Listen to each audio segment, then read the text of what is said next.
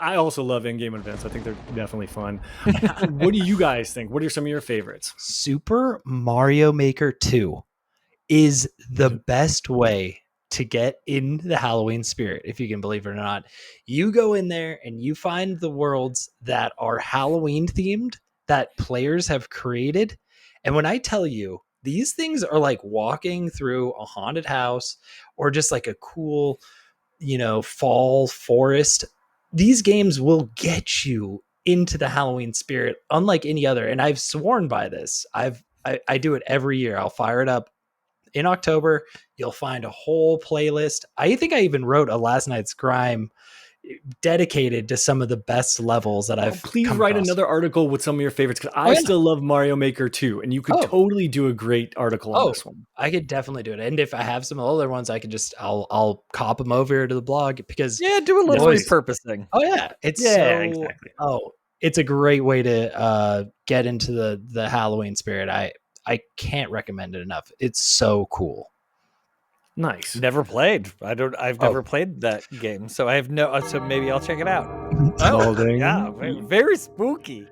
I mean, Dead by Daylight is a Halloween game, so when they add then the Halloween event that they do, it just adds a little spice to it. I don't even have any details. You get some like Halloween themed cosmetics most of the time, but they switch some stuff up with the gens that make it look a little spookier. But that game already is a Halloween game, and this just adds a nice little like holiday touch to it. So that was definitely my first choice. That's a great one. Yeah. So good. It makes me want to So play again. my first choice had to be, well, I was torn. There was either Destiny 2 Festival of the Lost, because Destiny does do some fun stuff with cosmetics that you can earn through the special event. Really loved it. But then if you're not feeling the social vibe, you could play Bloody Harvest and Borderlands 3. Not a lot of people know that Borderlands 3 got some great seasonal content, and it was a free download. So if you've been interested in jumping back into that game before Borderlands 4 is announced, spooky season would definitely be the time. Special shout out to our game Overwatch. I think Junkenstein's Revenge was the very first holiday event that Overwatch did, and they've carried it over every year. It's just a really fun, like when you were originally playing Overwatch and you were playing it one way, and then all of a sudden they put this event which just was totally different, forced you to choose a couple characters and do like a horde mode sort of event. You got some I love their Overwatch does great skins, and so you got some really fun skins from those events, and they do it every year, so I look forward to playing some more Junkenstein's Revenge this year.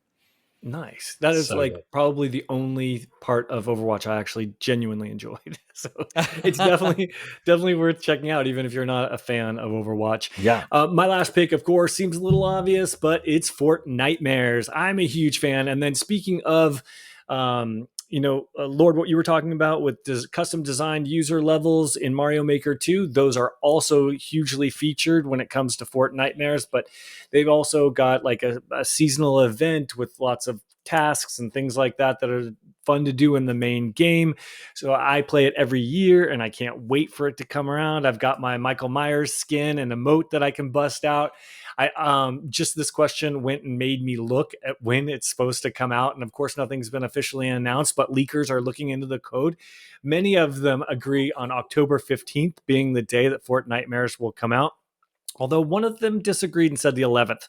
So between the 11th and 15th, definitely check out Fortnite if you not in there already like me, because the way they celebrate Halloween is truly a fun experience.